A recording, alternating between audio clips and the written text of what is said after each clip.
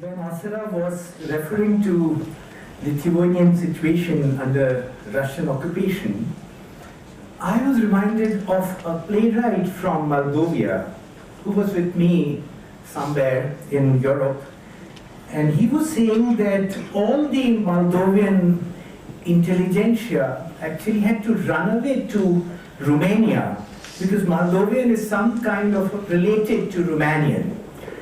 And he said one night when Moldova was bereft of all its intellectuals. The writers, the historians, a lot of poets and all, they had to run away from there. And second paradox for, I think, of all of us, one thing is, of course, is that I'm speaking English of these bloody colonials. But you know, I saw a Czech poet, a very great Czech poet called Peter Kabiš, and his translator and also his partner called Anna Kareninova. And whenever I would say something, they would talk to each other, and the Moldovan and the Czech writer, they would communicate with each other in Russian, the language that they hated most. You know, so you are, and now that Moldovan has come back, it has come back with a lot of nationalism. It has not come back as a language, as a flowing thing, as a thing that heals, but as a thing which needs to be asserted. And you know, this is what colonization does. And the last speaker today is Samira, and she comes from Algeria, and Algeria once again is very dear to a lot of us here who know Derrida, who know Aline Sixou, who is a very personal, a very great friend of mine. Aline Sixou, she's such a great writer, and when I go to meet her at her place, she even remembers that I don't take milk in my tea. So, I mean, such humaneness from, of course, one very great footballer too. So I think that in France, the real ornamentation of France and the core of it, at least contemporary core of it, is made of Algerians. I invite Samira ji.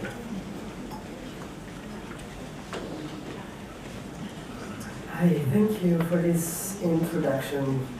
I lost my voice a little bit, but you can still hear me. And because we are the country from which you get this image, metaphor of killing an Arab, you know, by Camus, the foreigner, I wanted to start by saying that I don't feel a foreigner in your country. It's my first visit, and since the first minute I came here and when I woke up yesterday, I felt home. I really felt home. So I wanted to start with the idea of empathy. What does empathy mean? And because I am also a doctor, I'm interested in philosophy. And you can tell by German philosophers and German composers that many good people build hell. Like many good people in Algeria during the colonization built hell without knowing. Eltinae Sixou, whom I adore, I love her work. Derrida too. Derrida is from Elbiar, which is in the top of the city of Algiers. Algiers is a very beautiful city. I invite all of you to come. We have a very specific blue. The sky, the blue of the sky is very special. We have a bay, we have hills, and it's a very feminine city. It's like creativity. And India is one of the hills, one of the tops. Derrida is from this hill. And in this hill, we have another image, which is Ali Boumengel, one of the lawyers who fought for independence. He was tortured and killed from a building. The French military people threw him from 3rd or 4th floor. And of course, they never gave back the body. There is always this idea of the lost body. You can find it in novels by Asya Djibar and many other novels and poems. And it can relate to for example, poetry from Mexico or other Latin American countries. There is this very beautiful book by Sarah Uribe called Antigona Gonzalez, which sends us back to Greece. So, what does empathy mean? I remember after COVID, when I could finally travel again, it was 2 years after it started. I was in Paris just before the border closed. I came there by early March. I was supposed to perform with 2 French musicians, and then the president spoke at the TV saying, we are at war with the virus and we have to close the border, whatever. So I took the last plane for Algiers. And Algeria has closed its borders for 2 years. 2 years after that, in March 2022, I was invited in Orléans by an NGO of Algerian people that has been created during the terrorism. We have these 2 major events in our history: the war against colonization for independence in the 50s, and then what we call the Black Decade, which is the terrorism facing the radicalism, the radical Islam, which I can say something after that. So these people are some of the Algerians who left the country in the 90s. For those who don't know, 250,000 people have been killed during that period, and many others left the country. And this divide is probably related to the other divide related to colonization, because the divide never stops, it just changes. And if we don't face the wounds, they appear again, but differently. And because you don't have the tools anymore, sometimes you cannot recognize them. And the colonial language is part of the tools. It doesn't mean we have to abandon our original languages. It just means that part of the tools is the language. So when I went to Orléans, which is a very important city in France, the city of Jeanne d'Arc, I was hosted by these Algerian people who were now a cultural organization working with French people, hosting Ukrainian people. And in the front of the city hall, they had a very big flag of Ukraine. So that was my first image of arriving to Europe. And I was following what was happening in Ukraine because I have Ukrainian friends, poets from Odessa, from Kyiv. So what was happening there wasn't any place. It was the place of people I know and love, and I was reading, and I traveled with, and I met in other places, especially in Slovenia. And so when I heard other people saying, these white people, like they host white refugees differently. Like our lives doesn't cost the same. And already we were coming from a world post-COVID where we could imagine that facing the same danger would lead us to be more unified. But exactly the opposite happened. It happened in our intimate lives, it happened globally. Like when you saw people fighting for paper, or for pasta, or for, like they would take whatever they found in the supermarket and not leave it to someone else. And then you would see that medicine wasn't the same from a country to another. In my country, they closed the border for 2 years, and some of the people who had other citizenships could go wherever it was better for them, where they had best medicine, or where they had less virus, or where they had more oxygen, or whatever. So we came from that moment of very specific divide to the war in Ukraine that was, and I think what all that happens since the Ukraine war is reminding us that the world is somehow regurgitating, rewriting the divides from the Second World War and the decolonizations. And so every new image and every new historical step, and it's accelerating so fast, is related to that. And our reactions are related to that. I mean, in the global south, of what some people call the global south. So this is what comes to mind as former colonized countries. How do we build our part of decolonization and not just be in reaction to colonizing country, to empires? How to not try to become new empires that would be enslaving other people just because you have the power. And what does it mean to have the power? In my opinion, being a powerful people is being able to treat another person equally, not because they are as powerful as you are, but because they are much weaker. So empathy, when you go back to Ukraine, these are white people colonized by a bigger country. Not everybody acknowledged that, especially in Africa, where they can't imagine it because we have this special relationship with Russia, especially in Algeria, but in other countries too. And when I would speak to artists who are aware, who read, who travel, they wouldn't understand that something was happening there. Like the neighbor entered home of the neighbor without being invited. And it just didn't work because at some point the divides were there and the ideology was there. And like people were either one side or the other side. They couldn't imagine themselves differently.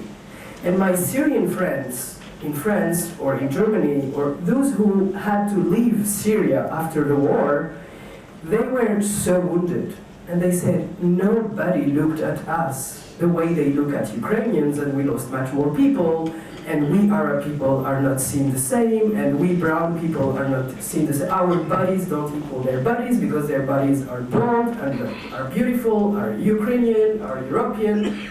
And, you know, you have to listen to these things and to understand them. And not just say, it doesn't exist. It does exist, because empathy works with our brains. And our brains respond to the people we know better, to the people who resemble us.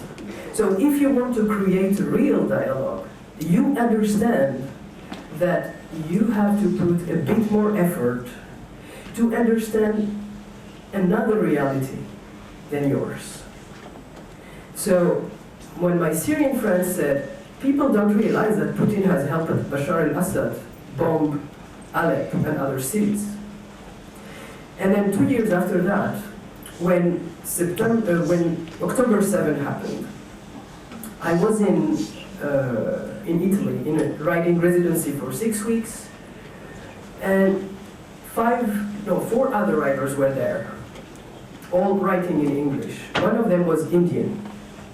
One other was American, from indigenous American.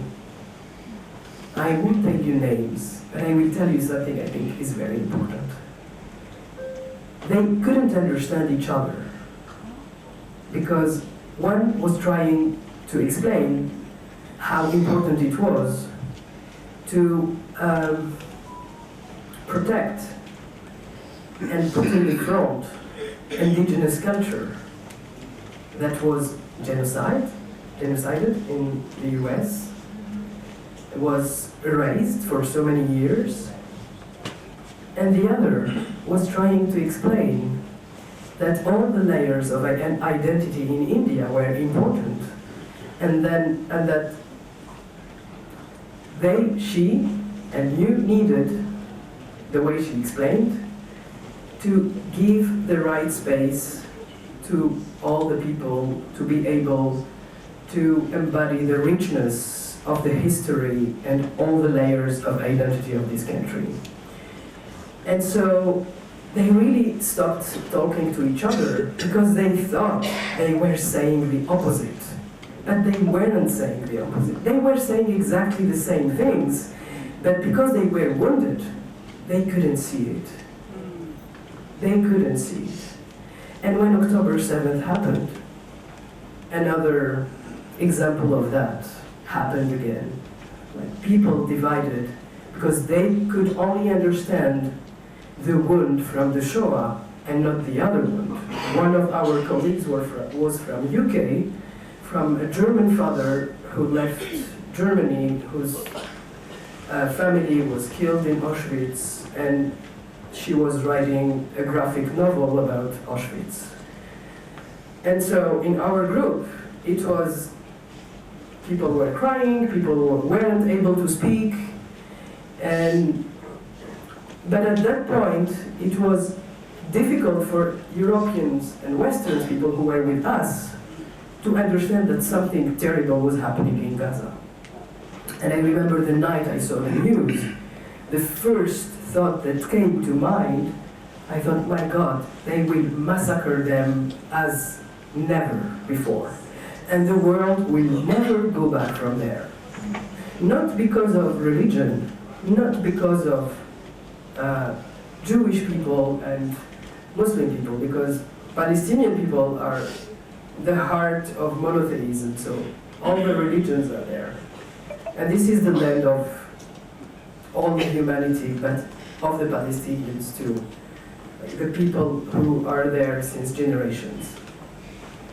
And as a person who's from a village that is 1,000 years old in a mountain, I believe in the relationship with the land. The land is not our property. We belong to the land. We return to that land of our ancestors. So this is sacred. I don't use this word often, but I believe that we are part of the land, and we will return to that land, and this connection is sacred. And some Berber people sometimes say that there is this, and sometimes earth, your part of land, calls you back. And sometimes you need to die in another place because somehow you are related to the land, which says how important the land is. So I think in this divided world, we always need to remember when we need to put more empathy, when we need to put more effort.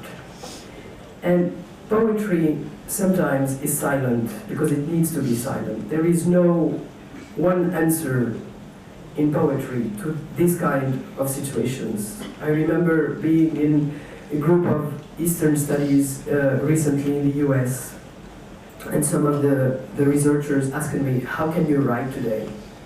And I said, you know, sometimes you need to keep silent. And some other times you cannot do anything but write, because that's the only thing you have. And this is related to the rhythm of your soul. And going back to Kabir, this is my Indian friend, the novelist I told you about, who offered me a book of Kabir. And I love this quote because it's also related to the Rudravina I told you about, Ashok. I discovered this instrument working with a French composer who had a master of Rudravina in Pune. And I was really interested by this image of the tone that lasts 17 seconds and this instrument that helps for meditation, and that it carries all the sounds of the world, past, present, and future. And it goes very well with this quote. It means that you are only a voice, you are only a presence. At the moment when you are a poet, you don't know who you are, and you shouldn't know who you are. And it's the whole work of a life to be able to write this half poem. Because getting to the half means that you are giving through what you have to give, that you are still giving space to the person who's not only reading, but needs to listen something very specific. Again, to music. Sometimes you play for one person in the room, and sometimes you speak for one person in the room. And in this global world, we need that intimate connection. Thank you.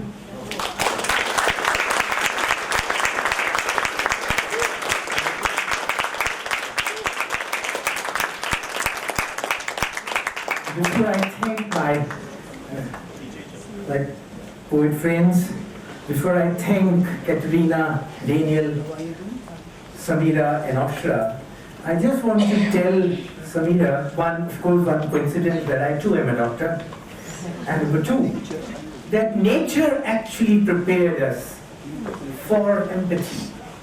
We have something which is called mirror neurons in our head. And these mirror neurons are supposed to be stimulated, excited, only when you see somebody in pain.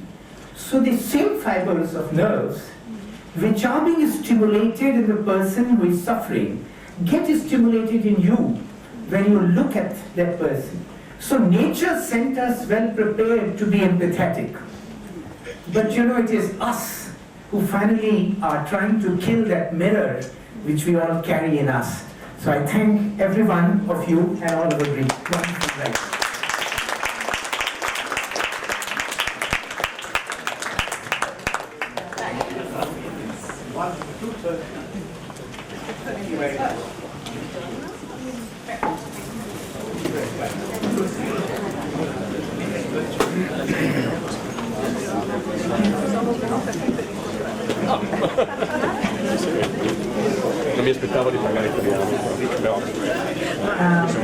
Now we have the lunch break. There's been a lot of nourishment of the mind, so now we go on for some nourishment of the body.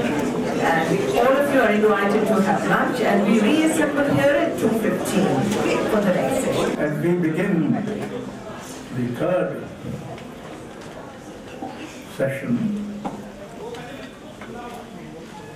as I told you in the beginning, that the Raza Foundation has prepared a set of gifts for these wonderful poets who have come to us from various parts of the world and who have brought such moving, touching, humanizing, civilizing poetry. It's not enough. Words are not enough. Things are not enough to express our admiration, respect, and gratitude to them. However, these are the gifts. This is finally the book which contains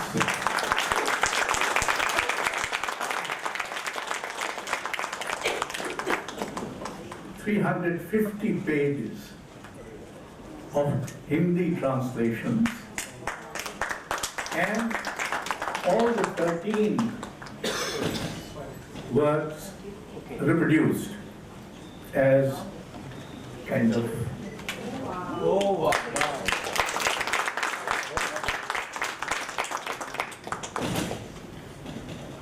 This is a set of prints of all these paintings. Each one of them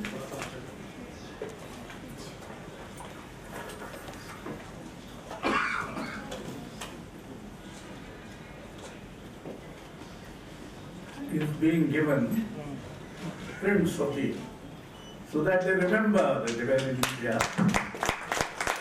So they remember the painters who felt inspired by these poets.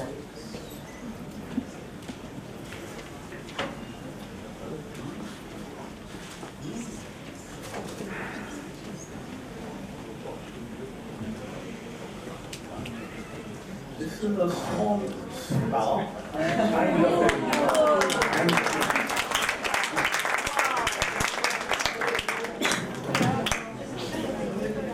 Finally,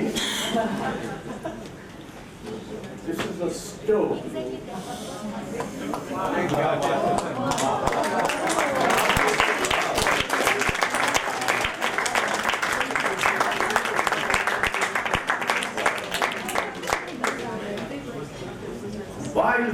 are in a very difficult moment.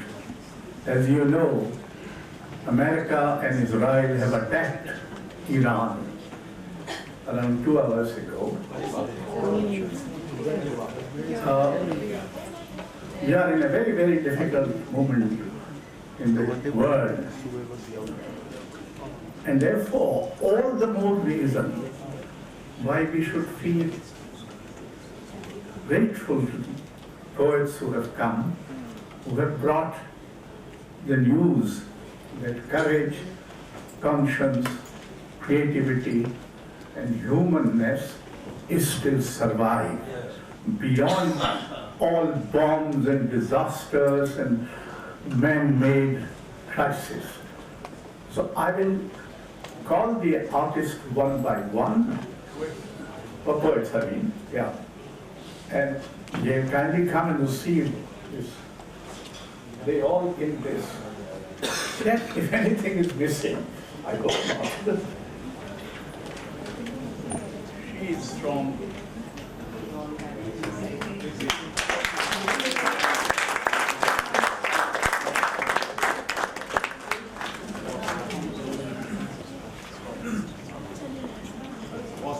What is my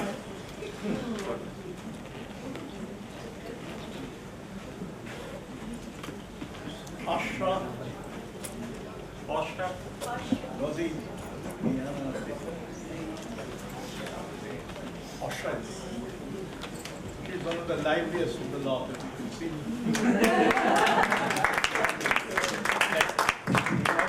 She made some sounds other than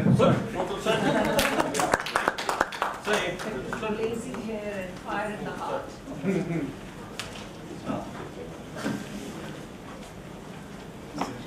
Gregor, Podlogar. Ready. May we sing? No, he's not here. Gregor? What? He's missing the bag.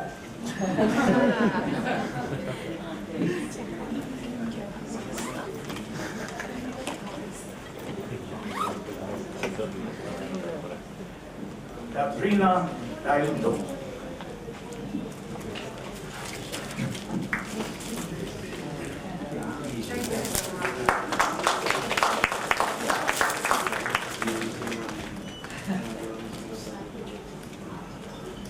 Damian Lipara from Argentina.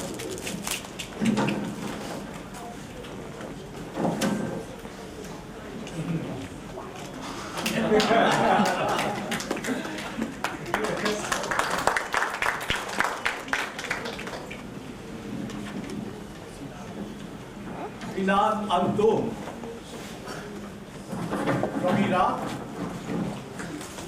lives in America.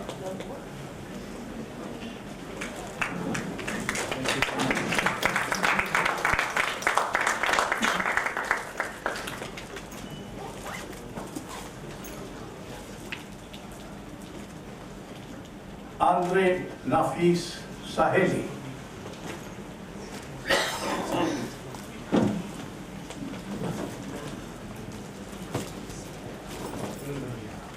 Almost matches your costume.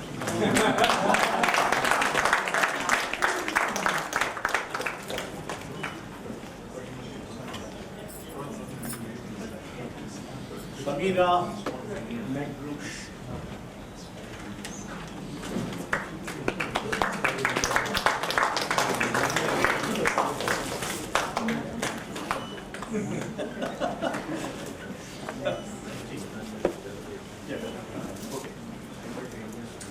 Thank you very much. We now start proceeding, but give one big applause to all the poets.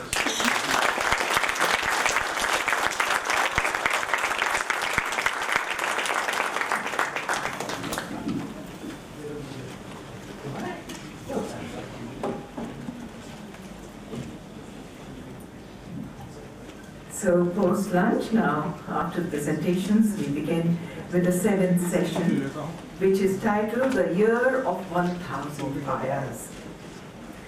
The poet is Indre from Italy. I will invite him to come onto the stage, please. Indre is the author of the Promised Land poems from Itinerant Life and High Desert. He's the editor of an anthology of exile literature. His areas of speciality as a translator include Francophone and Italophone literatures from the Caribbean, Maghreb, and Eastern Africa, as well as poetry originally written in Venetian and Istrian. He is assistant professor of English, French, and Italian at the University of California, Davis. इनकी कविताओं का अनुवाद किया है शोभा अक्षर ने। मैं आपको आमंत्रित करूंगी, आप मंच पर पधारें। शोभा अक्षर स्त्रीवादी लेखिका, कवयित्री एवं स्तंभकार। आप साहित्य, सिनेमा एवं कला अध्येता हैं। Just a bit, since Gregor has just coming. You were just about to miss the big bag, the big black bag. Sorry. No, it's fine. It's okay. Thank you.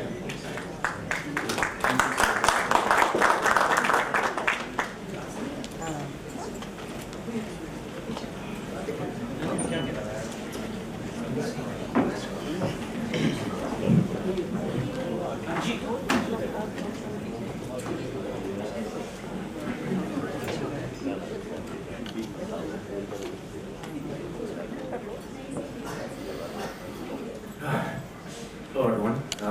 Thanks so much for being here. I'm just going to give my thanks for today and tell you a little something, and then Shobha will read the poems in Hindi, and then I'll follow with my own original poems in English. What I wanted to express first, of course, was gratitude to Ashok Vajpeyi, to the closer. Here we go. I want to extend my gratitude to everyone on the Raza team, including Adil and Rafiq, and my wonderful translator, my fellow poet, Shobha Akhtar. It is a privilege to be translated by a fellow poet, as someone whose politics matches my own. Thank you to all of you for being here. I'd also like to extend my solidarity to the poets Yahya Al-Abaidi and Eltinae, who were denied the right to be here and to share their work in person with us. As we now know, thank you Ashok for referencing it, the bombing of Iran by Israel and the US has begun. My father is from Iran. I have family in Tehran. He was a communist revolutionary who was exiled from Iran in 1979. The choice was very simple: leave or die. And the irony is that I grew up in Abu Dhabi, which is right across the Gulf from Iran. I'll have more to say this in the next scheduled panel, but for now what I want to express is my gratitude to you for providing me a home. Samira says that she felt right at home here on her first visit, and I get that. I've always felt at home in India. This is my 5th visit, and it's partly because I grew up in a so-called Arab country, the UAE, that is actually mostly populated by South Asians, Indians in particular, and is a place where they are treated as little more than slaves.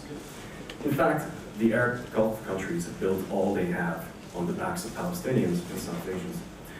This is part of the reason why I feel at home here, because I remember who built what. Thank you for being here. Thank you for having me here. And just trying to find some light today in the midst of this horrific episode of violence. Thank you.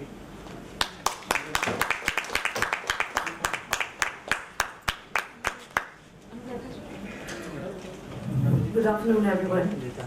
Namaskar.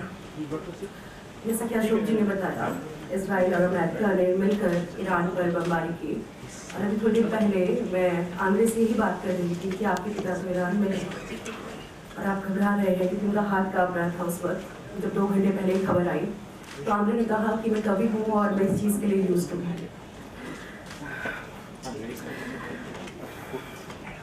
First of all, I'm be thankful to Ashok ji and the Raza Foundation for their trust. Through these poems of Indre, I encountered landscape shaped by memory, exile, labor, and most importantly, the resistance. but it is this courage that makes poetry necessary. पहली कविता है disposable शहर।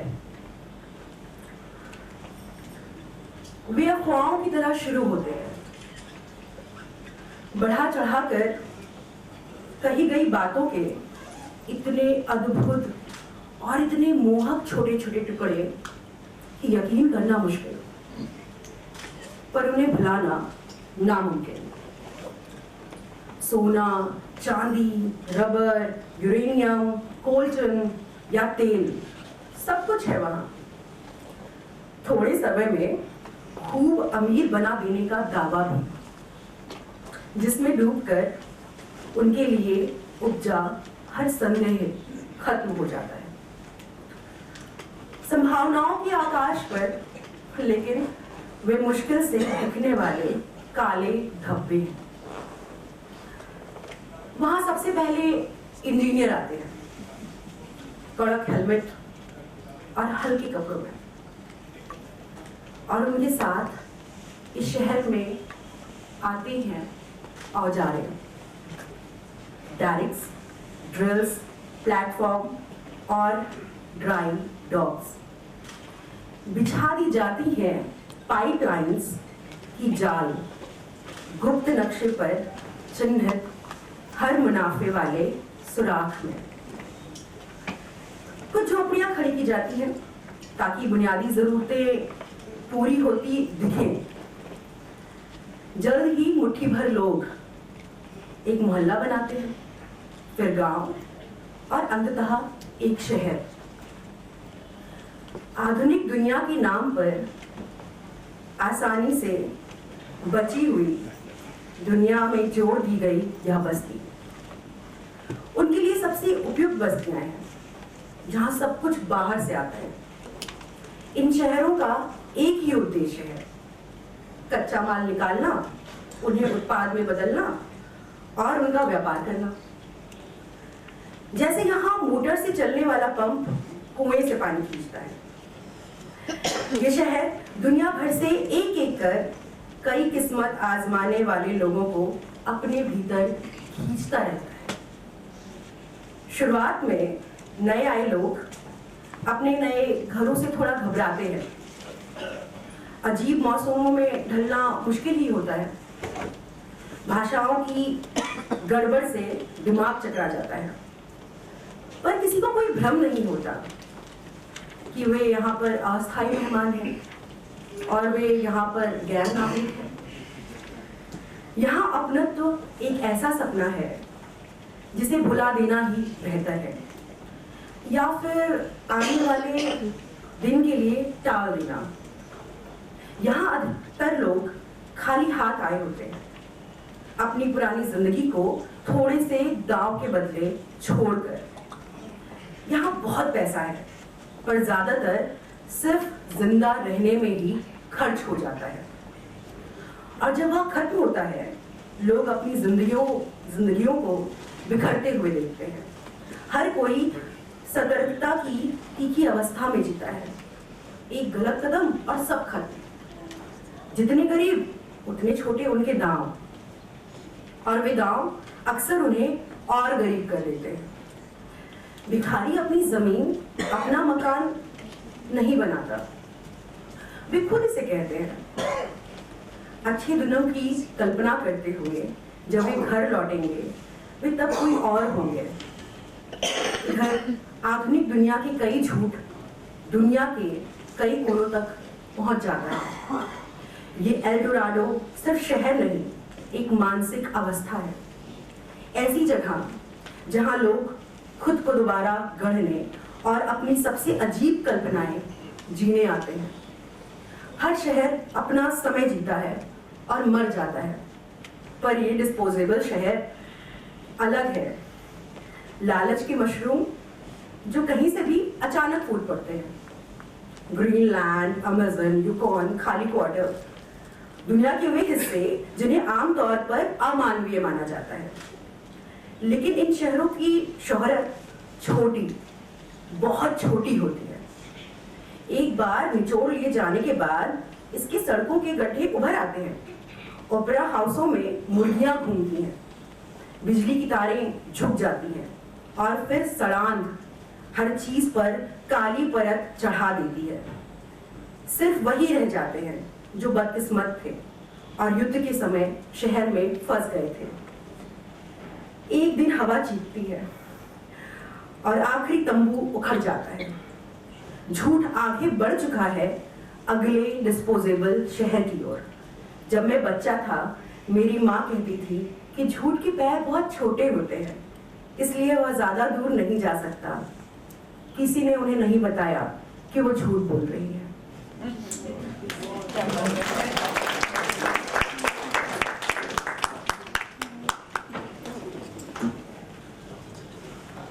Thank you.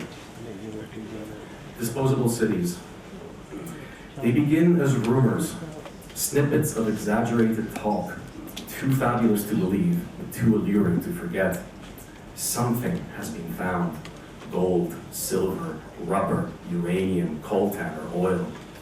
Before long, the promise of immeasurable wealth drowns all incredulity. They become barely visible blips on the horizon of prospects.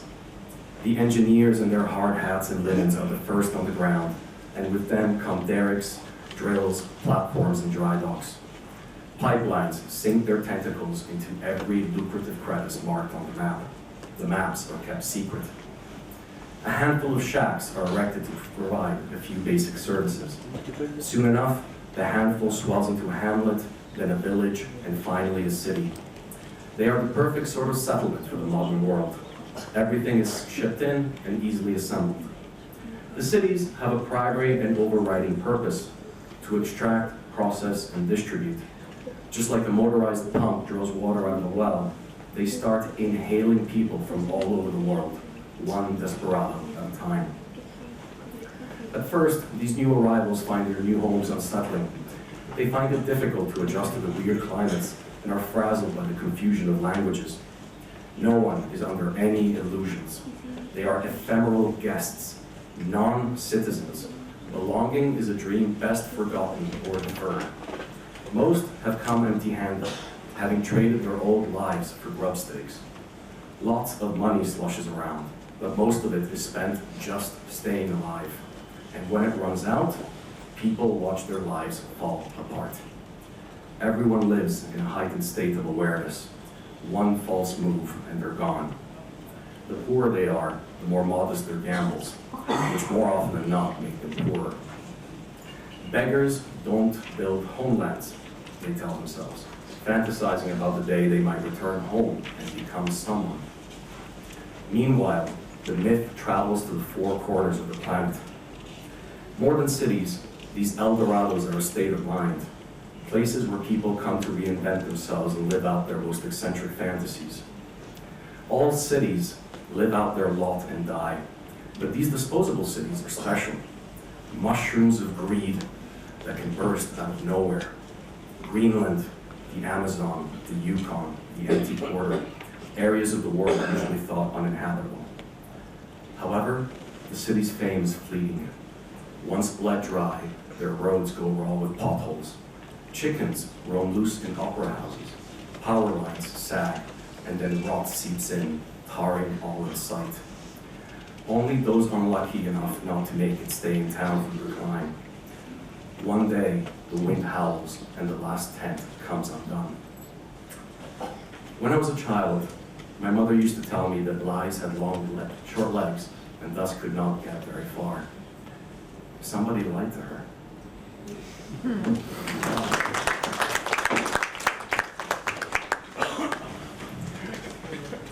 दूसरी कविता है the last communist, आखिरी मार्क्सवादी।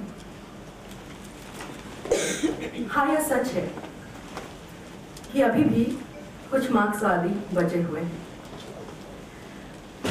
हमने महीनों तक दूध नहीं पिया था, शायद 1 साल तक। मेरी माँ ने मुझे बताया था। उन्होंने अकाल के लिए बचाया सारा दूध गुस्से में नालियों में उड़ेल दिया था। गर्मी के उस मौसम में सारी बातें एटम बम और एसिड रेन्स की होती थी। फिर दीवार का ढहना शुरू हुआ और मेरे पिता के आंसू। मेरी बचकानी नजर में वे आखिरी कम्युनिस्ट थे, नीली हार की चमक में नहाए हुए। क्रांति फैली पर उसे फेंक दिया गया, बीते कल की खबर की तरह। 3 दशक और 2 मंदी के दौर के बाद वह बूढ़ा आदमी अब नहीं रहा। मैं बैठा हूं टटोलते हुए उस आंदोलन और डॉइचर के मौत की निशानियों को संभालने के लिए। पैगंबर खत्म हो चुके हैं। यूनियन कार्ड, कुछ सेपिया रंग की तस्वीरें और उसका आखिरी ईरानी पासपोर्ट जिस पर इस्लामी गणराज्य की मुहर छपी है, शाह के शेर के ऊपर। इतिहास का तरीका है यह दिखाने का कि कैसे भयावहताएं जन्म देती हैं केवल और भयावहताओं को।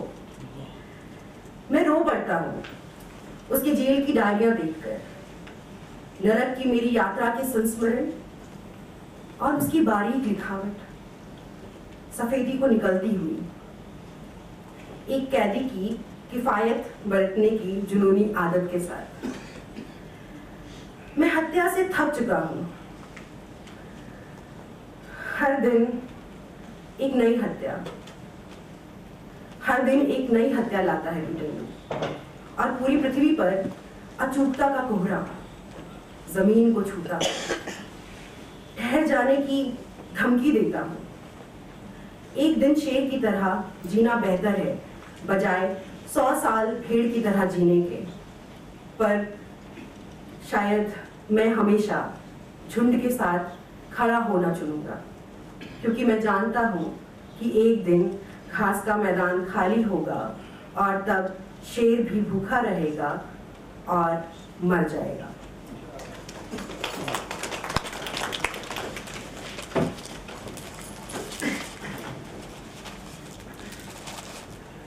The Last Communist, and this is prefaced by a quote from the Washington Post. This is an article in 2017 where it says, "There are, it is true, still a few Marxists around."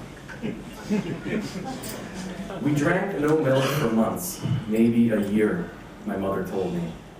They poured a famine's worth down the drains. All talk that summer was nuclear clouds and acid rain. Then came the crumbling of the wall and my father's tears. My childish vision of him as the last communist, bathed in the blue glare of defeat. The revolution having been televised and discarded as yesterday's news. 3 decades and 2 recessions later, the old man is gone. And I sit and sift through the souvenirs of the cause's demise. Isaac Ducha's prophet, expired union cards, some sepia photos, and his final Iranian passport, the Islamic Republic's seal printed atop the Shah's lion. History's manner of illustrating how horrors beget only more horrors. I weep at the sight of his prison diaries, memoirs of my journey to hell, his miniature scrawling consuming whiteness with a convict's passion for parsimony. I am tired of murder. Each day brings a new Peterloo, and all over the earth, the fog of infallibility touches the ground and threatens to stay. It's better to live one day as a lion than 100 years as a sheep. Perhaps, but I'll always choose to side with the flock, for I know that one day the veldt will be empty, and even the lion will go hungry and die.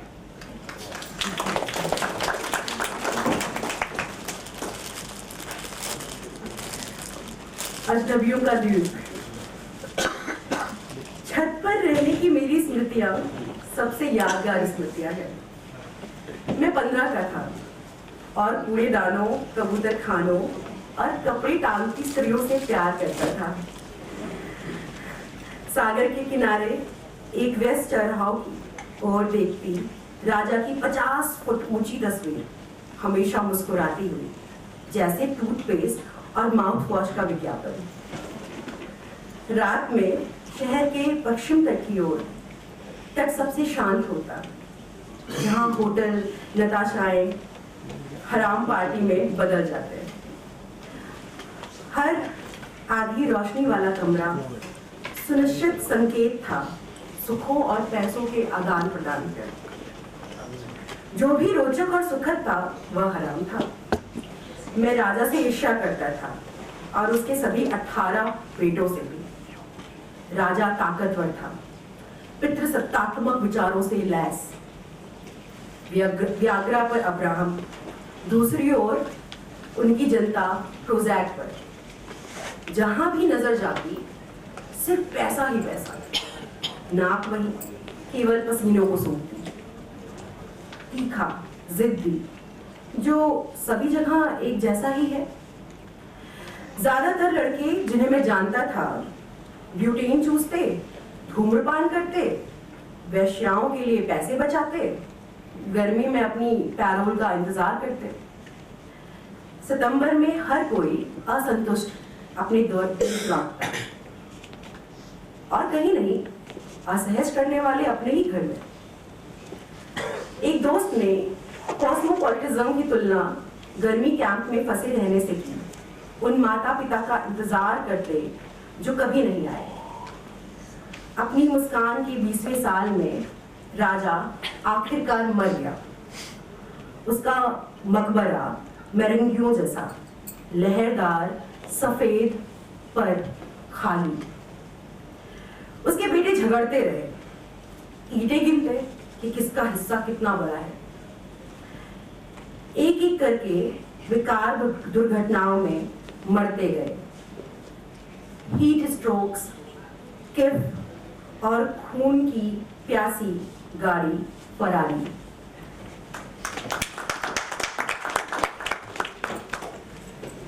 I think as the reading, thank you, Shola. I think as the reading progresses, you're going to see why my books are not available in everybody. An island of strangers. The rooftop was the place to be. I was 15 and in love with ash cans, pigeon coops, women hanging their laundry. There was a 50-foot portrait of the king, always smiling by the sea, overlooking a busy junction, like an ad for toothpaste or mouthwash. At night, the shore on the west side of town was the quietest, where hotels, Natashas, and haram coalesced into parties. Every half-lit room was a sure sign of orgasms and the passing of money from stranger to stranger. Anything interesting or pleasurable was haram. I envied the king and his sons, all 18 of them. The king was virile, a patriarch, Abraham on Viagra. His people, on the other hand, were all on Prozac. Everywhere the eye looked was money. The nose, meanwhile, hid only sweat. Acrid, pugnacious, pervasive. Most of the boys I knew sucked butane, smoked, saved up for whores, waited for their parole in the summer, each back to his own country. Come September, the dissatisfied returned. Misfit mutts, at home everywhere and nowhere. A friend could compare cosmopolitanism to being stuck at summer camp, to waiting for parents who never showed up. In the 20th year of his smile, the king finally died. His mausoleum is a meringue, wavy, white, empty. His sons have gone on squabbling, playing who's is biggest with bricks. One by one, they die in car crashes, days of heat strokes, kif, and bloodthirsty Ferraris.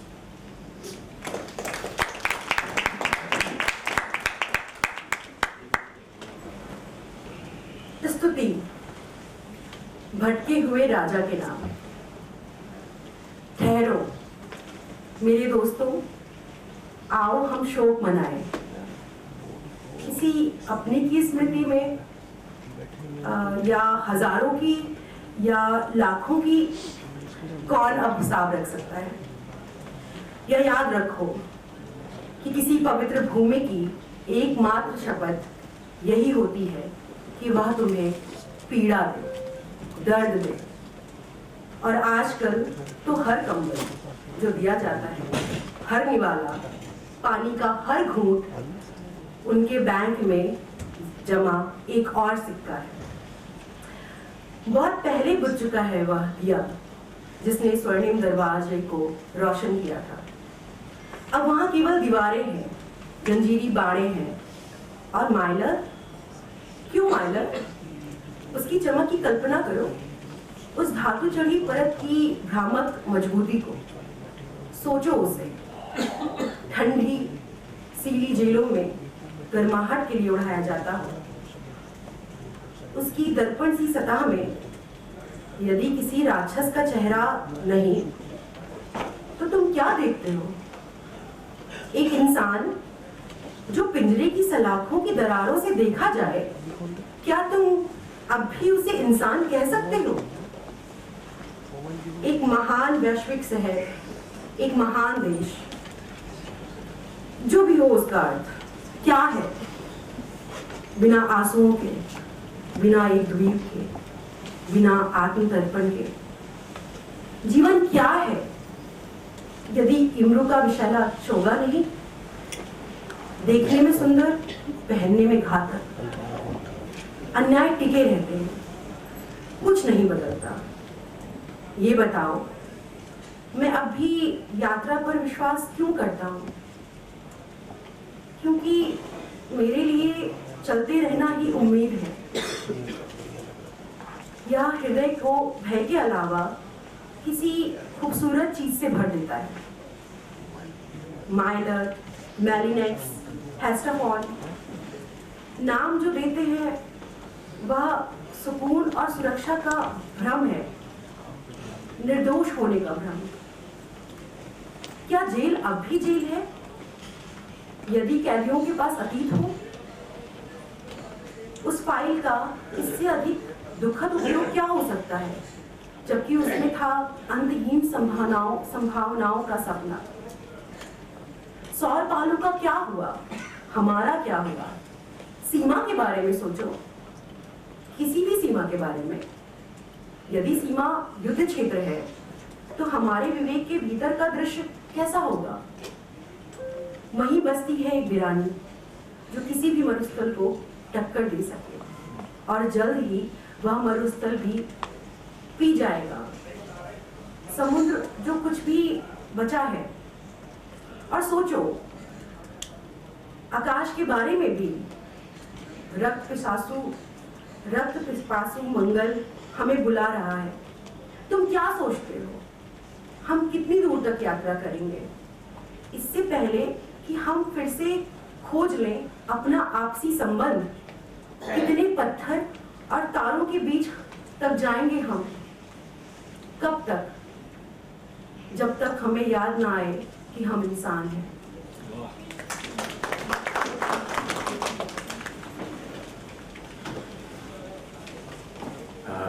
The poem begins with a line that was actually adapted from one of the poems that we call the Muallaqat, written by Indre. These were the poems that used to hang off the sides of the Kaaba in Mecca. And so that's where that first line is taken from. It's called Ode to the Errant King. And it's for Alia Ali. Stop, my friends, and we shall weep over the memory of a loved one. Or thousands, or millions. Who can keep track anymore?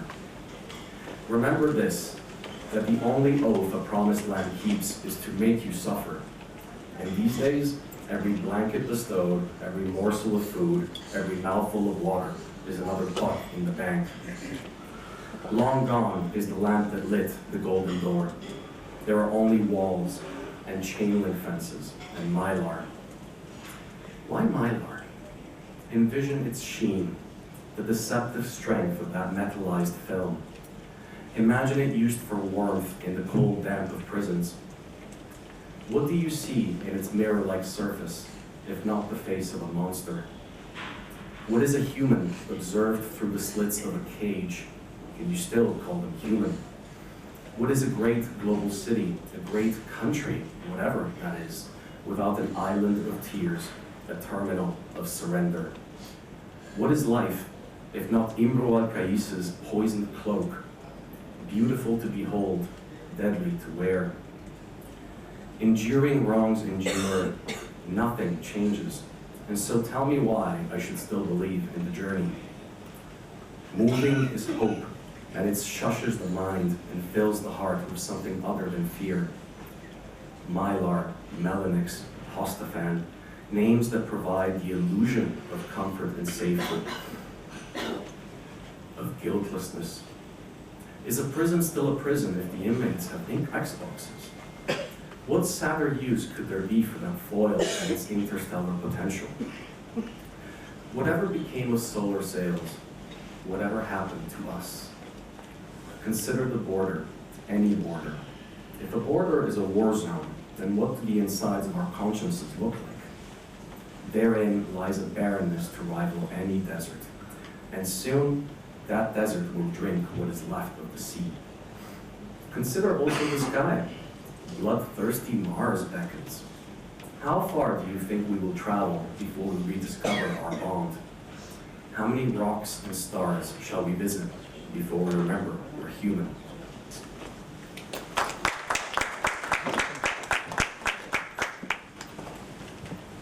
एक हजार आग का वह साल।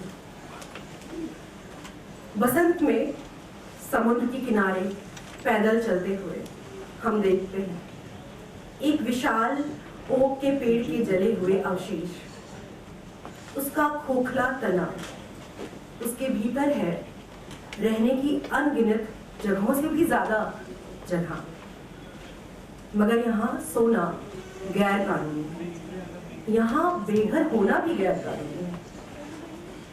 और इसीलिए अरबों dollar के इस दृश्य के नीचे गरीब जंग लगे आरवी में रहते हैं। अखबारों में कुछ सुर्खियां कहती हैं अमेरिका कभी समाजवादी नहीं होगा। इसमें संदेह है क्या? हर जगह संसाधनों की लूट, कमियों और तथाकथित देश प्रेम का भौला प्रदर्शन,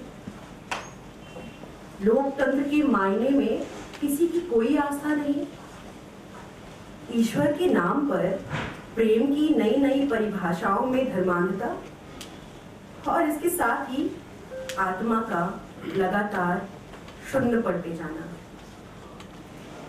दिन भर में ग्राफी, काटो, कास्का, कैसियस के बारे में पढ़ता हूँ और रात भर फिलिप्पी में तलवार पर गिरने से पहले सिसरो को लिखा ब्रूटस का अंतिम पत्र सपने में देखता हूँ। क्या हमने युद्ध निरंकुशता को मिटाने के लिए लड़ा था या अपनी दाश्ता की शर्तें तय करने के लिए? हमने मंगल ग्रह पर आवाज रिकॉर्ड करी है पर एक दूसरे की नहीं सुन पाते। पूरे साल हम अतीत के अंतहीन दोहराव को बिना रुके देखते रहते हैं। ग्लोर्जाना के 80 साल बाद कातालोनिया में एक और तख्ता पलट, आसमान की सभी चमकीली चीजें सब की सब नकली है। उलसी के 1 साल बाद जंगली सरसों लौट आती है और पहाड़ियों पर चादर की तरह बिछ जाती है। उसके आगरोधी फूल कालिक भरी जड़ता से फूट पड़ते हैं। हमारे लिए कोई शीत निद्रा नहीं होगी, कोई नींद नहीं सिवाय अंतिम मृत्यु के।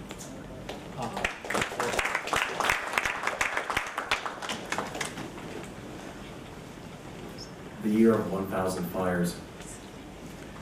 Early in the spring, hiking along the coast, we spot the charred remains of a giant oak tree, its hollowed trunk roomier than most apartments.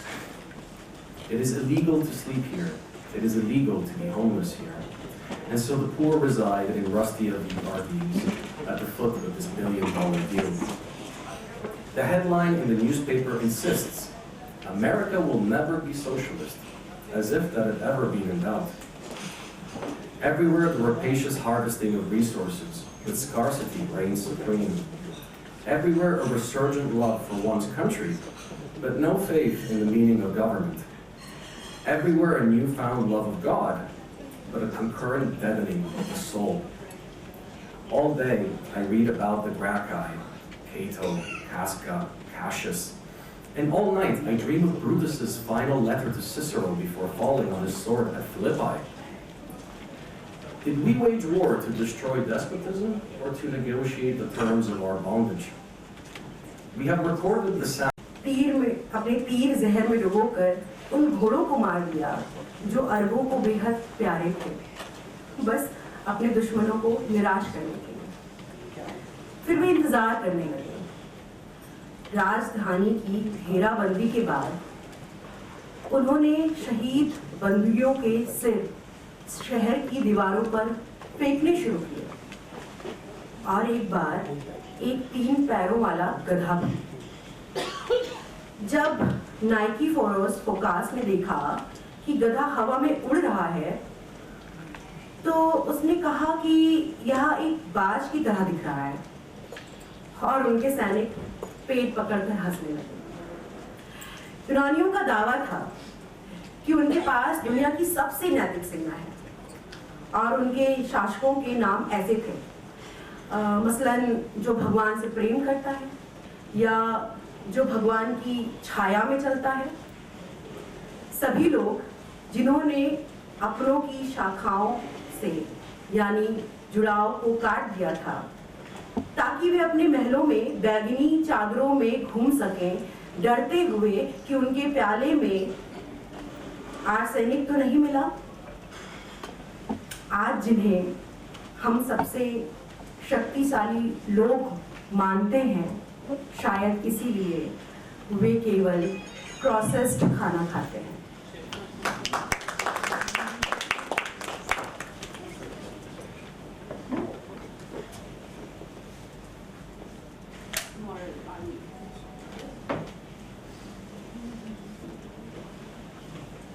The most moral army in the world. When the Greeks reconquered the island, then they waited. After besieging the capital, the Greeks began catapulting the heads of slain prisoners over the walls of the city, as well as once a 3-legged donkey. When Nikephoros Phokas watched the donkey fly through the sky, he said it looked like an eagle, and his men grabbed their bellies and laughed. The Greeks claimed that they fielded the most moral army in the world, and their rulers had names like He Who Loves God, or She Who Walks in God's Shadow. All of them people who cut down whole branches of their family trees so they could roam their palaces in purple capes, scared to drink from their goblets, lest their wine had been laced with arsenic. The most powerful man alive today is said to eat only processed food, and for much the same reason.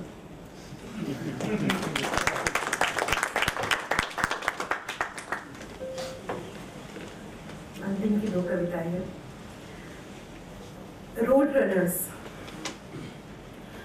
गुलाबी रोशनी में पहाड़ों के ऊपर जहां बादल बनते हैं, 2 घाटियां दूर बिजली चमकती है।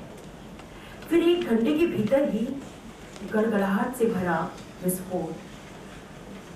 बरामदे पर ब्रेड के टुकड़े चुपते रोड रनर कब के उड़ चुके हैं घास के अनंत समुद्र में। हर दिशा में गाड़ी चलाते हुए लाल सड़कों की जीभों पर मैं खुद को खो चुका हूँ। एक सन्नीकृत भूदृश्य में हर चीज का नाम, सेना की टुकड़ियों, जनरलों, स्काउट्स, खनिकों पर। ड्रैगून पर्वत, कोची स्ट्रॉन्ग होल्ड, ग्लीसन और पियर्स अब निष्क्रिय हैं।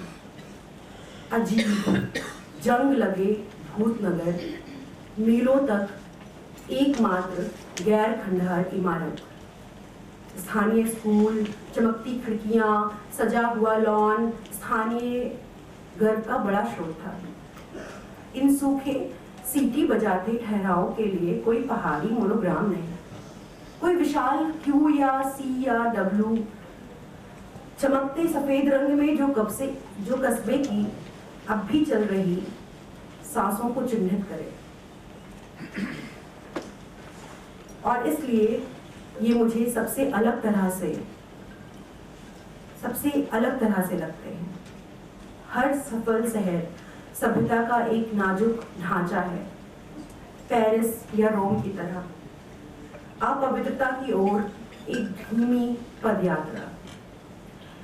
अमेरिका को फिर से महान बनाए, खूब जमीनें खरीदे, बारिश के बाद ओले गिरे तो क्या हुआ? पास ही सनसाइट्स नाम का कस्बा कभी बहुत प्रचारित किया गया था उस जगह के रूप में कि यहाँ अनिवार्य सर्दी और सबसे सुरक्षित रातें कटेंगी। असल में सोवियत रूस की उच्च प्राथमिकता लक्ष्यों की सूची में सबसे ऊपर था यह शहर। Orange duck candidate. एक हबूब वैल्यू ऑफ द सिनाई पर झाड़ू फेर जाता है। एक हफ्ते में पहाड़ भूरे से बैंगनी और फिर हरे हो गए हैं। रेगिस्तान मानवीय प्रयासों का सबसे उपयुक्त कब्रिस्तान है। धीमी ब्लीचिंग, रेत में बदलता धीरे धीरे क्षरण गर्मी जो उछलते ही आवाज को घोट देती है। यहाँ ऐसा नहीं हो सकता, लेकिन यहाँ हमेशा ऐसे ही होता है।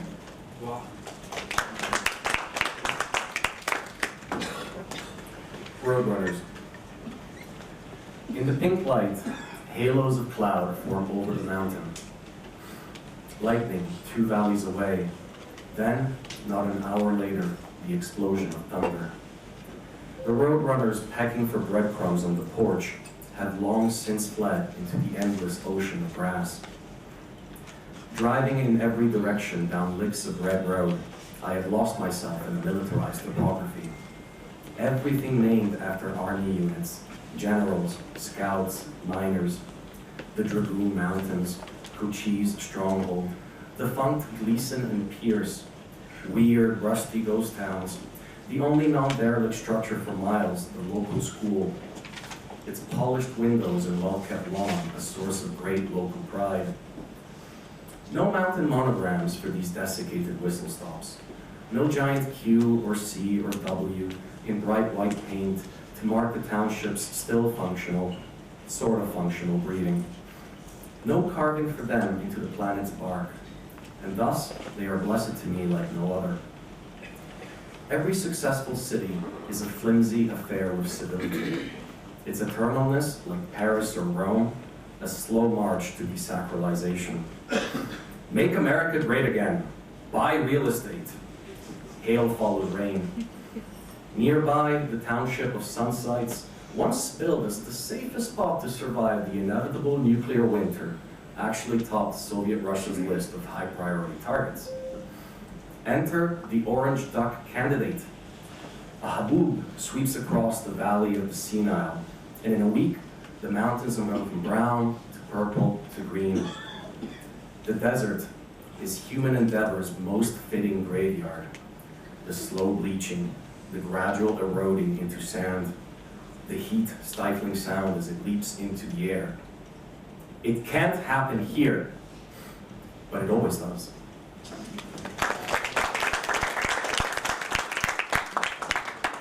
आज की अंतिम कविता। मार्को पोलो की यात्राएं, एक उपसंहार। जीवन भर की यात्राओं के बाद जब तुम घर लौटो, अपने दोस्तों और परिवारों को मत ढूंढो, वे मर चुके होंगे। जब तुम दूर थे, उन्होंने यह मान लिया होगा कि तुम भी मर गए होंगे, या वे तुम्हें भूल चुके होंगे। अगर तुम्हें उनमें से कोई मिल भी जाए, तो उनसे कुछ मत कहना।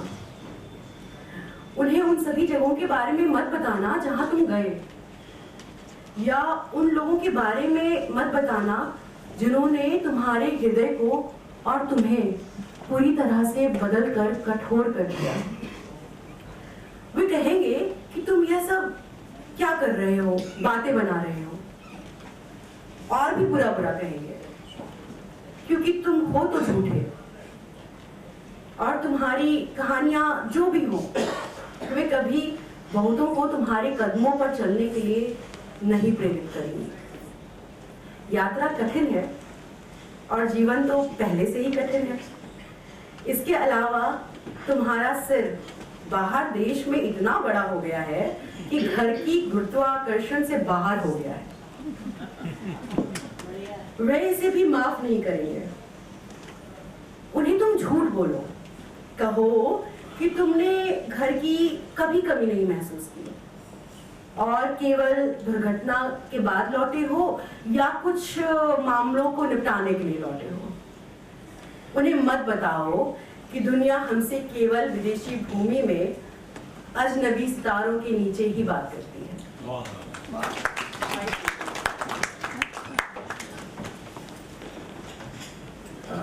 This is my last poem, and I just want to thank Shobha again for really inhabiting my work so well. Thank you. It's been an honor and a privilege. Thank you. This is called The Travels of Marco Polo. My mother is from Venice. I was born there. That's what it says literally on my name tag. Marco Polo is one of our most famous sons, but we never really think why. When you return home, following a life of travel, don't look for family and friends. They died while you were away, or presume you died and forgot all about you. If you find any of them, say nothing. Don't tell them about the places you visited, or the people who changed your heart. They will claim you made it up for money, or worse, because you're a liar. And whatever your stories will achieve, they will never inspire too many to follow in your footsteps. Travel is difficult, and life is difficult enough. Besides, your head got too big while you were abroad and dislodged from the gravitational pull of home. They won't forgive that either. Lie to them. Tell them that you never missed home and returned only by accident or to settle some affairs. Don't tell them that the world only speaks to us in foreign lands under unfamiliar stars. Thank you so much.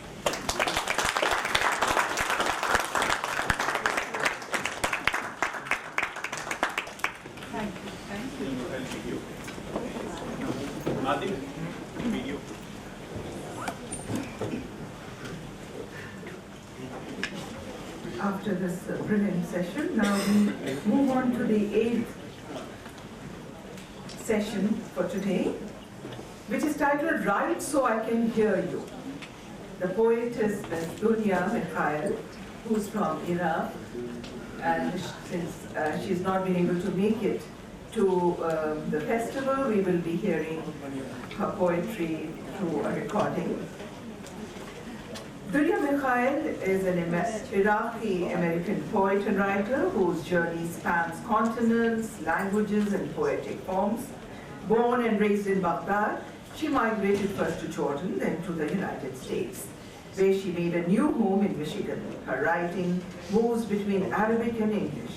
Poetry collections include The War Works Hard, Diary of a Wave Outside the Sea, The Iraqi Nights, and Tablets, Secrets of the Clay.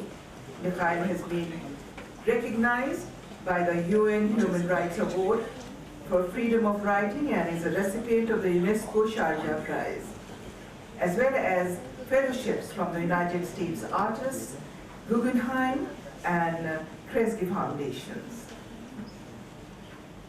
Her poems have been translated by Ashok Vajpeyi ji here. इन्होंने अनुवाद किया उनकी कविताओं का, और आज पढ़ेंगी उन अनुवादित कविताओं को हिंदी में ज्योत्सना बैनर्जी। मैं ज्योत्सना जी से आग्रह करूँगी कि आप आ जाएं मंच पर, और अब हम लोग सुन पाएंगे दुनिया मिखाइल से उनकी कविताएं रिकॉर्डिंग के जरिए।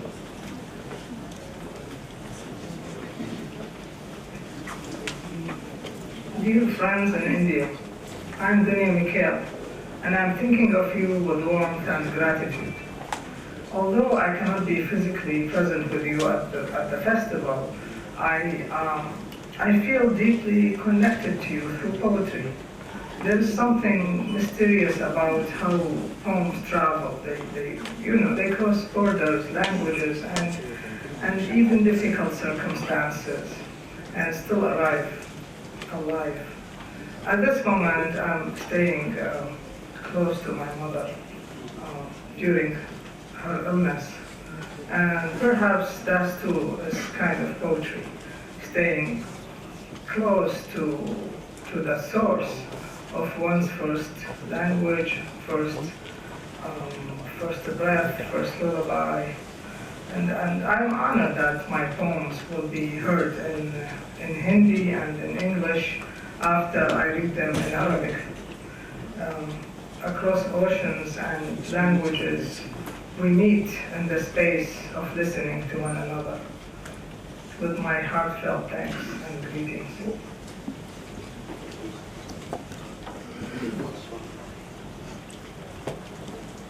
This was the video of a greeting, and now will be the poem. Yes.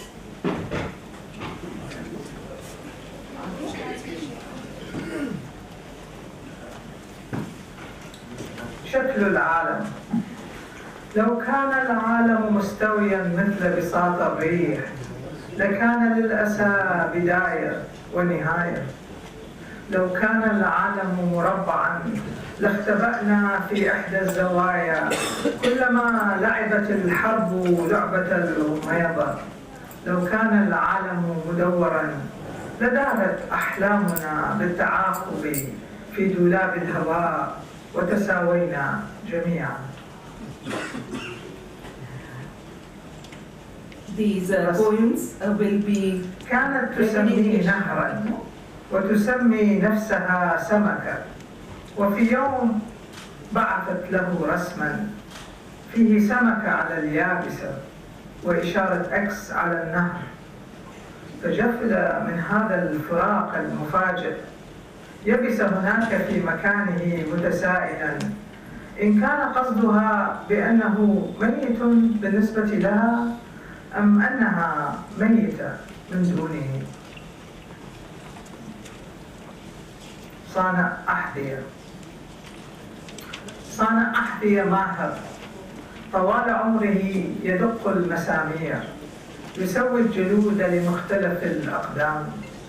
أقدام تغادر، أقدام تركض، أقدام تغوص، أقدام تتبع، أقدام تركض، أقدام تدوس، أقدام تتهاوى، أقدام تقفز، أقدام تزل، أقدام لا تتحرك، أقدام ترتجف، أقدام ترقص، أقدام. الحياة حفنة مسامير بيد صانع أحذية.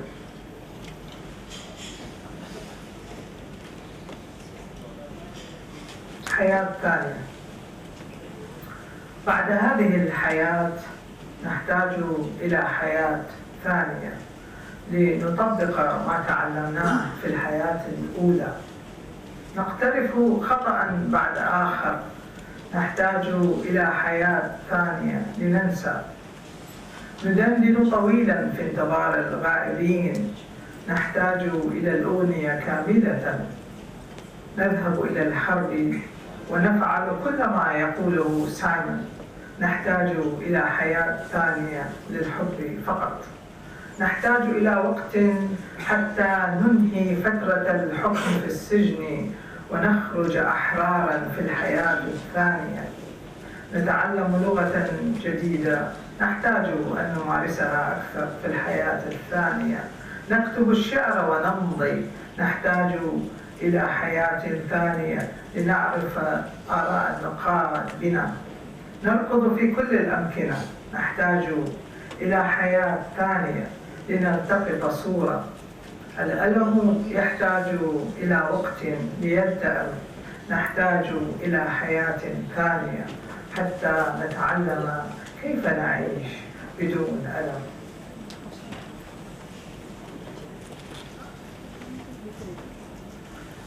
ضمائر منفصلة. هو يلعب قطارا، هي تلعب صفارة، هم يرحلون. هو يلعب حبلا، هي تلعب شجرة، هم يتأرجحون. هو يلعب حلما، هي تلعب ريشا، هم يطيرون. هو يلعب جنرالا، هي تلعب جيشا، هم يعلنون الحرب.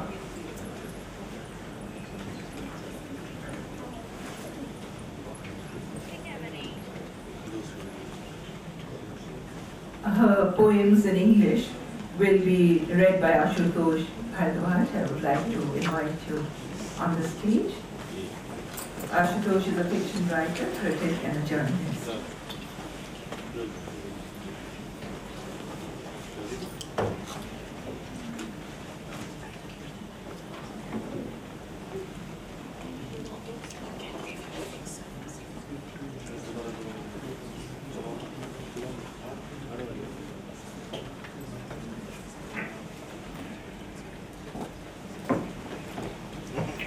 قصيدتي لن تنقذكم. تتذكرون ذلك الطفل المستلقي على وجهه والموجة تغادره برفق كأنها حلمه ونسيها. قصيدتي لن تقلبه على ظهره، لن تدفعه واقفا على قدميه فيركض إلى حضن أليف مثل كل مرة. أنا آسفة، قصيدتي لن تقف في طريق القنابل حينما تهطل على مدينة نائمة، لن تمنع البنايات من السقوط بسكانها، لن تلتقط الزهرة ذات الساق المكسور من تحت الشظايا، ولن تحيي الموتى. هي لن تبطل مفعول تلك الساعة الموقوتة في الساحة العامة. ستنفجر بعد قليل والبنت تلح على أبيها بأن يشتري لها علكة. لن تستعجلهما القصيدة ليخرجا من المكان ويركبا في هذه السيارة التي ستعبر قبل الانفجار. أخطاء كثيرة في الحياة لن تصححها قصيدتي، وأسئلة لن تجيب عليها. أنا آسفة، قصيدتي لن تنقذكم. ليس بمقدور قصيدتي أن تعيد إليكم كل ما فقدتم ولا حتى بعضه. والذين رحلوا بعيدا لا تعرف قصيدتي كيف تأتي بهم إلى محبيهم. أنا آسفة، لا أعرف لماذا تغني الطيور في عبورها فوق أنقاضنا. لن تنقذنا أغنياتها ولو في عز البرد تدفينا. وحينما نريد أن نلمس الروح لنعرف بأنها لم تمت تمنحنا أغنياتها تلك اللمسة.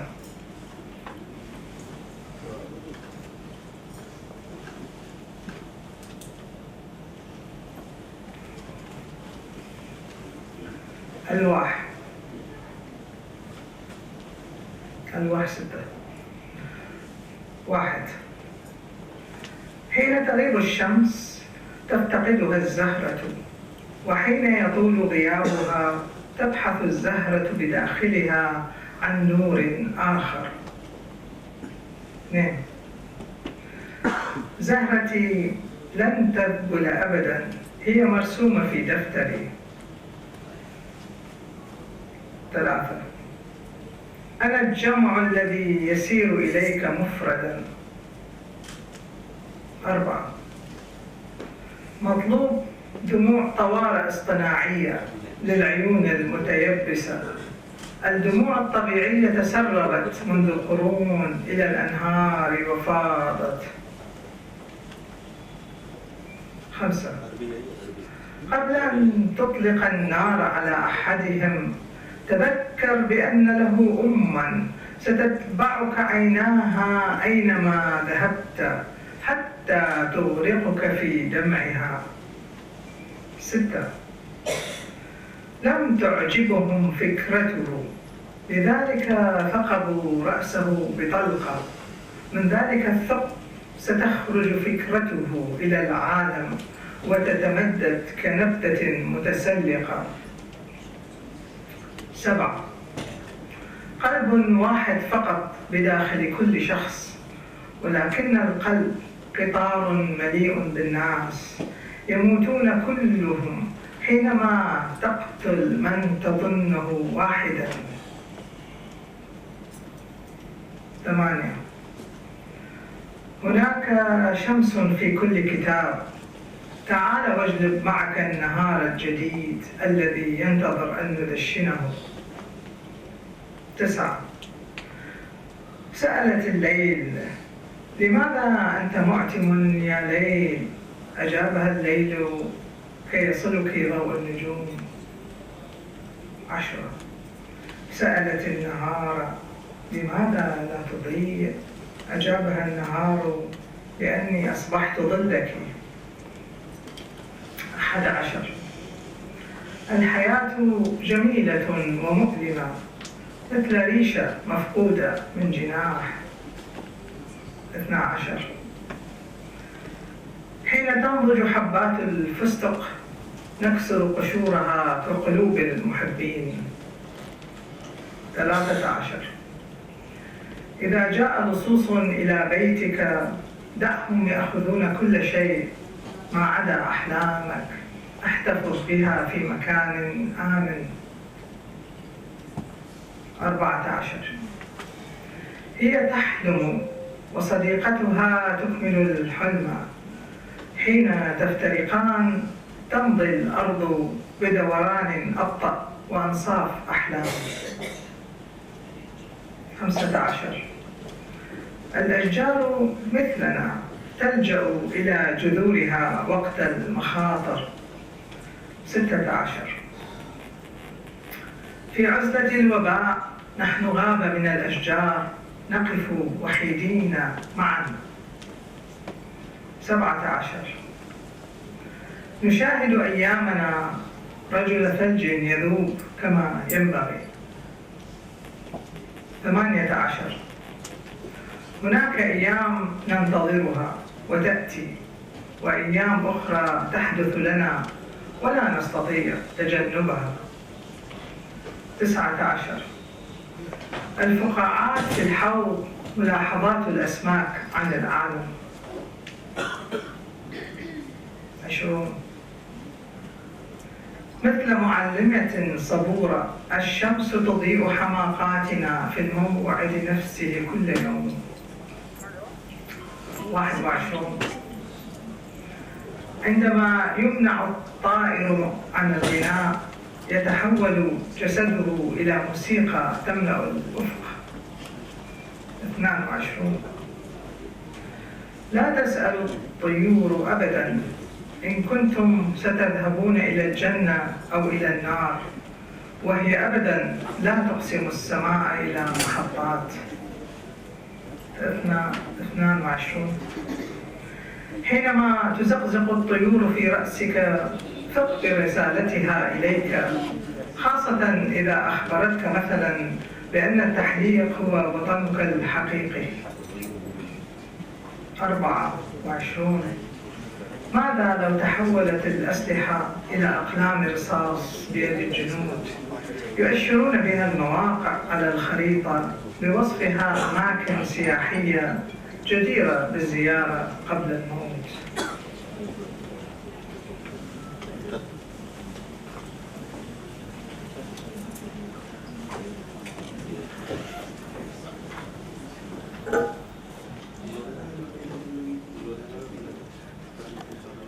It's both astonishing as well as reassuring to learn that most of the poems here, they are such a direct comment on our immediate world. The violence that we see around, that we witness around, the imperial games which are being played out all over the globe. So it's very reassuring.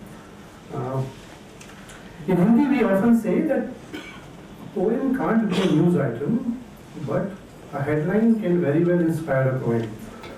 So the poem I am beginning with now, the reference is of a very famous news report a decade before. I think ideally poetry shouldn't be explained, but this needs to be a little reference because I'm afraid it might be lost otherwise completely. You will remember that at exactly a decade ago, a Syrian child was found dead on a Turkish beach when he, along with his family, was trying to migrate Syria to Europe. So this is about a child. My poem will not save you. Remember the toddler lying face down on the sand and the waves gently receding from his body as if a forgotten dream.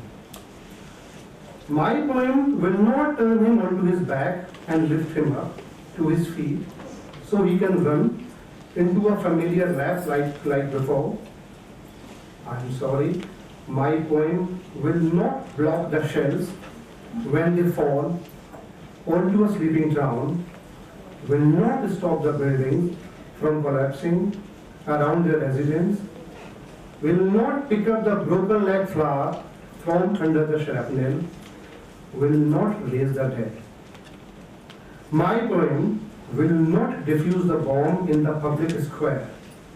It will soon explode where the girl insists that her father buy her gum.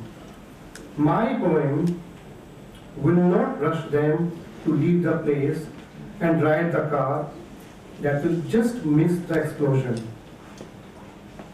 Many mistakes in life will not be corrected by my poem.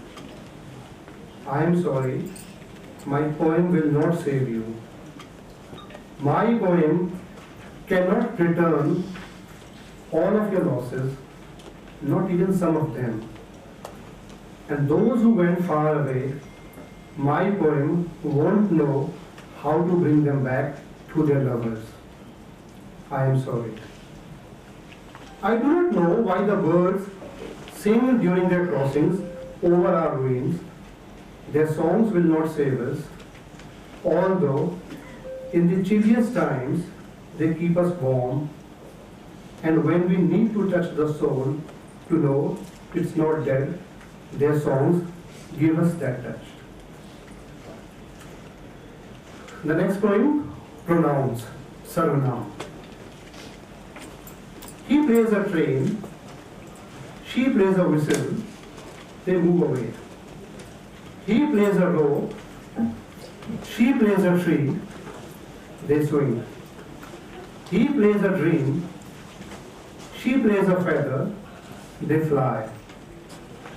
He plays a general, she plays an army, they declare war.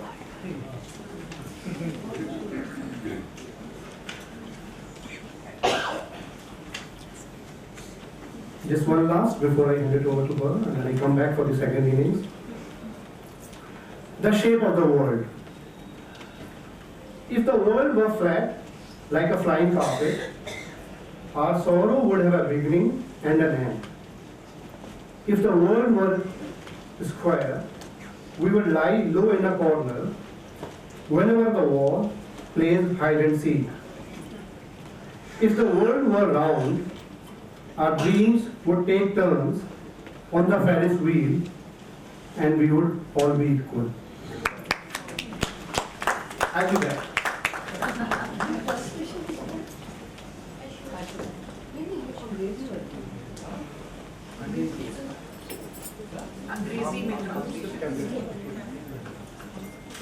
अंग्रेजी में translation किसने किया है?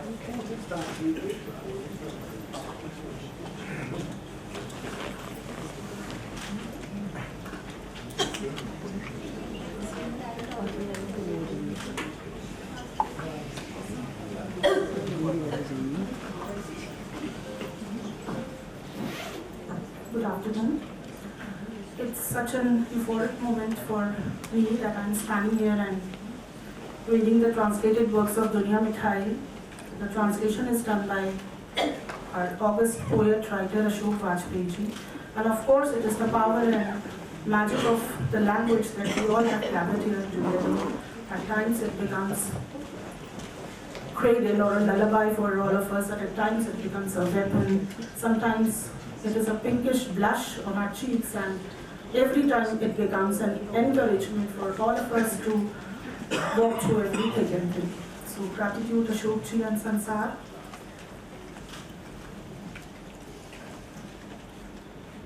कविता का शीर्षक है tablets, और इसी के अंतर्गत कुछ छोटी छोटी कविताएं हैं। कविता एक। जब सूरज गैर हाजिर हो तो फूल उसकी गैर हाजिरी महसूस करता है, और जब गैर हाजिरी लंबी चले तो फूल अपने अंदर झांकता है दूसरी रोशनी के लिए। 2, मेरा फूल खुद आएगा नहीं, मैंने उसे अपनी नोटबुक में खींचा है। 3, मैं बहुवचन हूँ जो तुम तक चलता है। 4, नकली आंसू तुरंत चाहिए सूखी आंखों के लिए, असली आंसू टपकते रहे हैं सदियों से नदियों में उमड़ते हुए। बहुत बढ़िया। 5, इससे पहले कि तुम किसी को शूट करो, याद करो एक माँ की आंखें जो तुम्हारा पीछा करेंगी जहां भी तुम जाओगे, जब तक वह तुम्हें अपने आंसुओं में डुबो न दे। 6, उन्हें उसका विचार नापसंद था तो उन्होंने उसके सिर पर गोली मारी।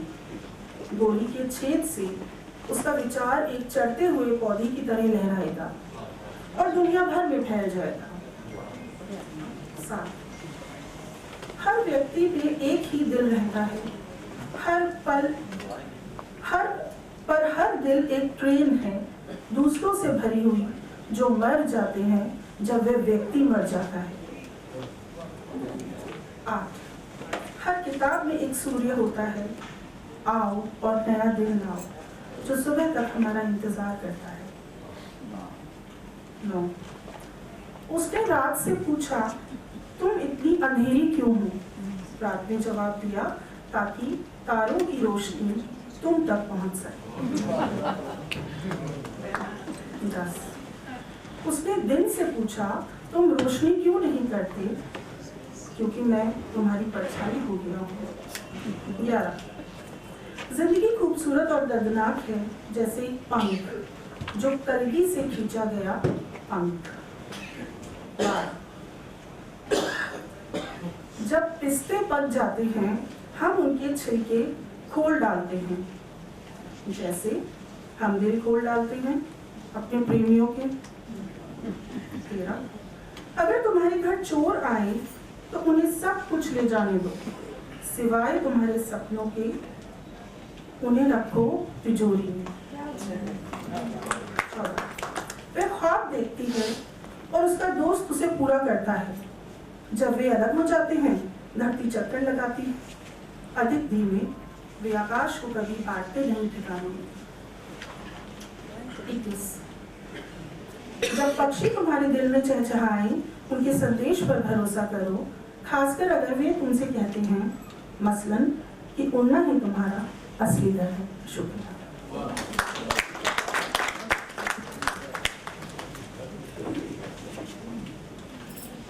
Three more poems, short ones. A second life. After this life, we need a second life to apply what we learned in the first. We make one mistake after another and now need a second life to forget. We hum endlessly as we wait for the departed. We need a second life for the whole song. We go to war and do everything you say. We need a second life for love alone. We need time to serve out our present terms so we can live free in our second life. We learn a new language, second life, to practice it. We write poetry and pass away, and we need a second life to know the critics' opinions.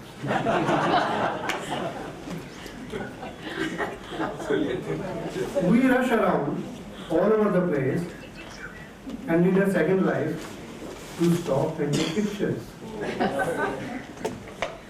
Suffering takes time. We need a second life to learn to live without pain.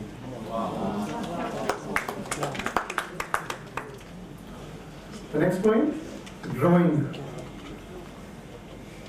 She called him river and herself fish, Nadi or Machli. One day, she sent him a drawing of a fish on land and a river with an X across it. He shriveled up quickly at this separation, worrying if she meant he was dead to her or she meant she was dead without him. The last one, shoemaker. A skillful shoemaker, throughout his life, he has pounded the nails and smoothed the leather for a variety of feet. Feet that depart, feet that kick, feet that plunge, feet that pursue, feet that run, feet that trample, feet that collapse, feet that jump, feet that trip, feet that are still, feet that tremble, feet that dance, feet that return. Life is a handful of nails in the hand of a shoemaker. I need to make a polite intervention in Hindi here. क्या ये हमें मोची के नाम की याद नहीं दिलाता है कि मेरे सामने हर व्यक्ति को मोची जूते का That's it. Just wanted to. Next up. So my life is over. Mochi down.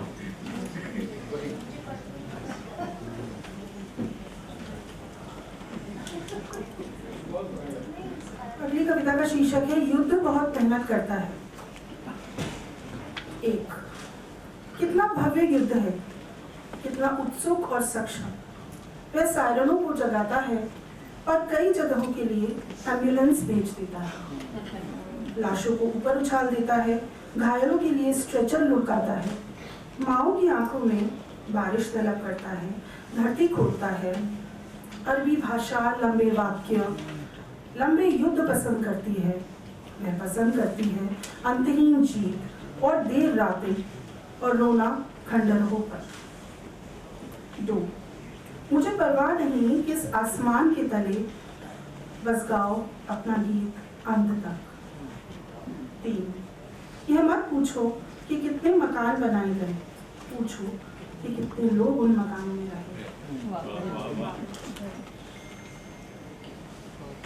क्या तुम्हारा कैमरा पकड़ सकता है डर, चिड़िया की घोंसलों में देख सकता है टूटे हुए अंडे उसकी आंखों में।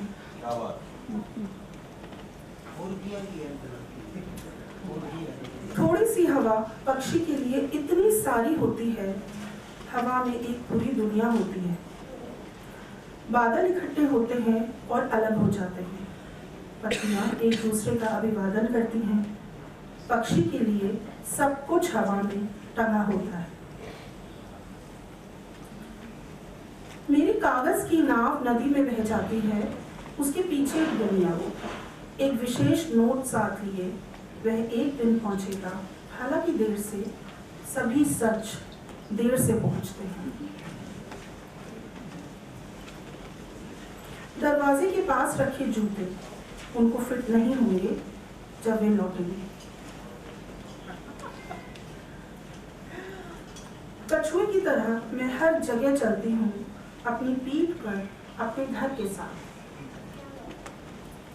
ओह नन्ही चींटियों, तुम आगे चलती रहती हो बिना पीछे देखे। अगर मैं तुम्हारे कदम उधार ले सकती, हम सभी पतझड़ की पत्तियां हैं, किसी भी समय झरने को तैयार। मकड़ी अपने से बाहर एक घर बनाती है, वह उसे निष्कासन नहीं कहती।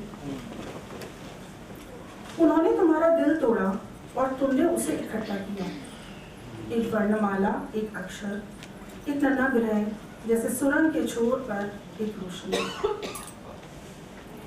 बाबा ने देश छोड़ा एक सूटकेस के लिए, पिता ने छोड़ा खाली हाथ, बेटे ने छोड़ा बेहाथ। ना, मैं तुमसे उड़ी नहीं हूं, चांद भी हर रोज निकलता है। सच आता है एक चुंबन की तरह, कभी एक मच्छर की तरह, कभी एक लालटेन की तरह। सब बच्चे कवि होते हैं जब तक कि वे उन तितलियों को पकड़ना छोड़ नहीं देते जो वहां नहीं होते। जब सूर्य अनुपस्थित हो, फूल उसका अभाव अनुभव करता है, और जब अनुपस्थिति लंबी हो जाए, अनंत होता है। जैसे वह मृतकों के लिए बांसुरी बजाती है, पहले एक मकान, फिर दूसरा, फिर एक सड़क, एक पूजा घर, एक गांव, पेड़ और एक खाड़ी उभरते हैं बांसुरी के छेदों से।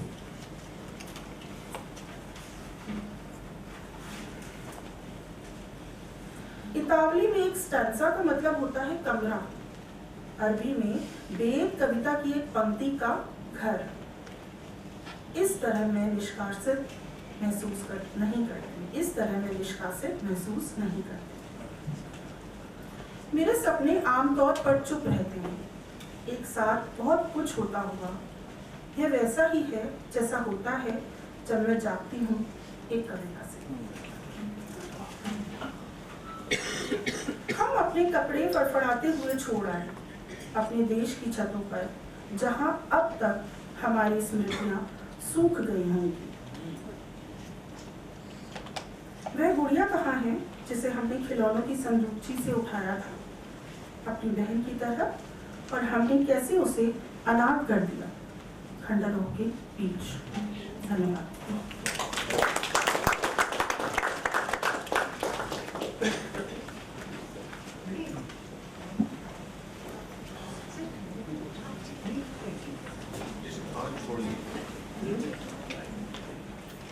Thank you so much. शुक्रिया। बहुत बढ़िया। बहुत अच्छा।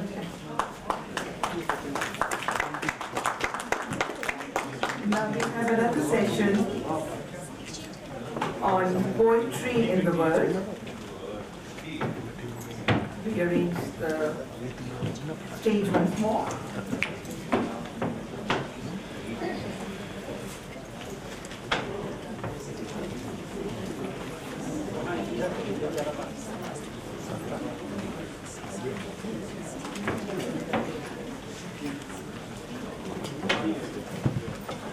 The poets who are the participants for this session are Indre Valantinaite, Sinanantu, Gregor Podlogar, and Andre Saheli. I invite all of you to kindly come and take your position on the stage.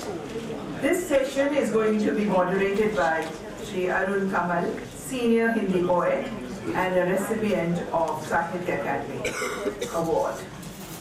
Arun ji, आप भी तशरीफ लाएं।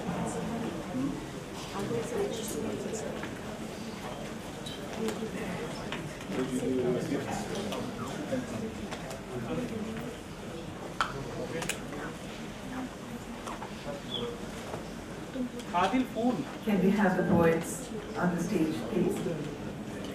Indre, Indre Valantinaite, Sinanantu, Gregor Podlogar, and Andre Saheli.